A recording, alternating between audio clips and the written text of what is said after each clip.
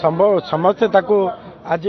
आग्रह सहित आज से कार्यक्रम आरंभ करिसेंती जेहेतु आगो को विधानसभा उपनिर्वाचन अच्छी तेणु सरपंच पाई ये हूँ समस्त दलीय कर्मकर्ता मानकर हूँ आज दिन में कार्यक्रम तेणु आम समस्ते जी दलीय नेतृत्व अच्छु एवं जो निर्वाचन मंडली नेतृत्व एवं समस्त कर्मकर्ता ये समस्त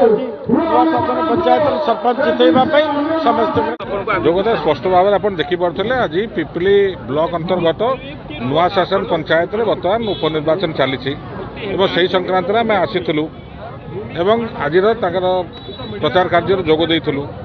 एवं बर्तमान सुधा आपणकर पिपली उपनिर्वाचन इलेक्शन कमिशन घोषणा करना